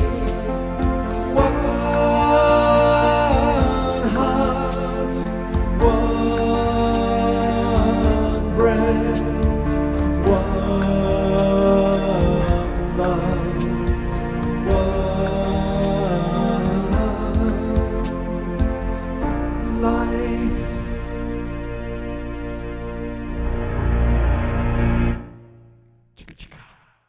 Omashar, your music is so amazing. It's just the best. Thank you so much. My heart just is like, Thank you. I think we all bring out the best in each other, and witnessing Magic and Maggie and Karina and Darren, and just the transmissions. I know it was short and it was a homeopathic dose, but we got it. We felt you. I felt you. So thank you so much for being here with us tonight. yeah, it's beautiful. Thank you, thank you. My ring light goes out like every 30 seconds, so I don't know how long it's going to last, but this is what I look like with bright light. We have something really, really wonderful happening this Saturday night. I always like to let people know what our next show is going to be, and it's going to be kind of a combination. We had scheduled it to be a soul search night, and I'm actually picking up Tangela tomorrow in actually on Friday. I'm picking her up in Sedona, and we're going to drive to Albuquerque. We're going to attend the screening of Disclosure Day with Herc Talks and Alan Steinfeld and Linda Moulton Howe. So on Saturday night, it's going to be a combination of things. There goes my light. We're going to have a couple of wonderful soul search luminaries who are going to do readings for some of you in the audience. We have a numerologist and a palmist, and they will do readings, so you definitely want to be with us live. And then in the second half of the show, we're going to talk about our response to Disclosure Day, how it impacted each of us, what we think how it's going to impact the world. And it's going to be a discussion with all of you participating. So if any of you go to see the movie on Friday night, let's all talk about it on Saturday, because it really is truly one of the groundbreaking.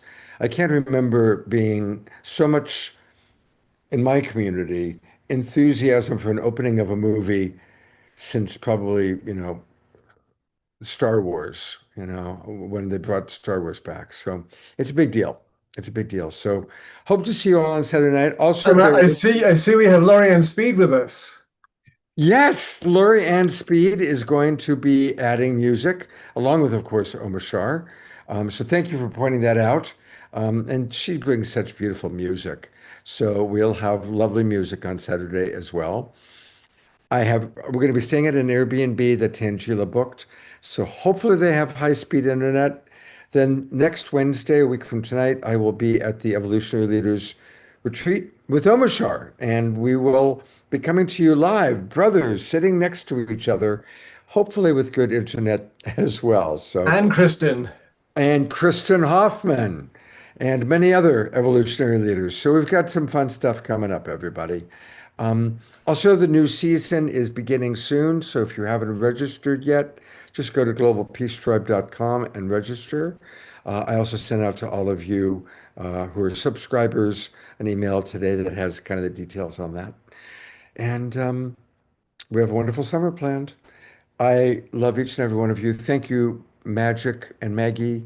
Thank you very much, Darren and Karina. And thank you, beloved Omashar. And thank you, Scotty Satori. We love you so much. I'm going to bring the people that I just acknowledged up for one last time. And Diara, thank you, Diara, for your beautiful prayer and all that you do to help the awakening world. Thank you, beautiful presenters. Have a lovely evening. And remember, heaven on earth is already here. Let's just practice the new understanding of oneness that Magic helped us with tonight. And go get astrology readings from Maggie. They're fantastic.